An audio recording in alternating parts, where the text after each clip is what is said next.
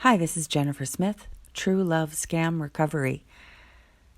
I'm so often asked, why did they do this? How did they do this? Of course, talking about the pathological user, the predator, sociopath, narcissist, narcopath, narc, whatever you might be calling them. Maybe you're calling them an abuser. Whatever they're called, they seem to be identical. So when people are asking me, how could someone do this? Who would do this? How did they know to do that? I go back to the basics, as I always am, and it's due to their brain. It's due to the way that these people think as people without a conscience. There's a wonderful book by Dr. Robert Hare, Without Conscience. And the fact is, someone who is pathological, the very word pathological means that what they're doing or saying and thinking is a result of their brain itself. It's, in a sense, it's not a choice, in the same way that we have no choice but to find food to eat every day because our brain tells us to, our body needs it. That's the kind of wiring I'm talking about. When someone is a pathological user, it's their drive, it's their DNA wired motivation. And this is where a really important distinction comes in with someone who is narcissistic versus someone who is at a pathological level, which I just simply sum up in the word sociopath most often. So their brain is this way. And that is why they are all identical. It's very, very limited what they think, what they need, what motivates them.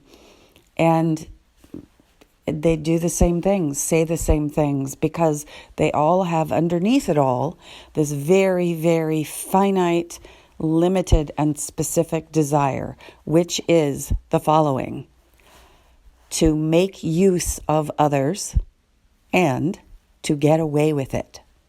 This is all they're thinking about at all times. And around that, moment to moment, they can do this in any way in that moment that pops in their brain, such as tell a different story than they told last time. We've all noticed their lies change. They're kind of like dogs. Dogs are great. I don't mean that dogs are sociopaths, but in this sense, anyone who loves dogs, which I do, or has seen a dog at play or anywhere for that matter, imagine the dog focused on a chew toy, his favorite chew toy. And that toy, you can't get that toy out of that dog's grip. All of its attention is on this toy, chewing away, playing with this toy. Well, then imagine you suddenly bring, I don't know, its favorite meal into the room. What is it? Some kind of meat, more than likely. It's a dog. The dogs, I've heard, can be vegetarians, but that's another topic.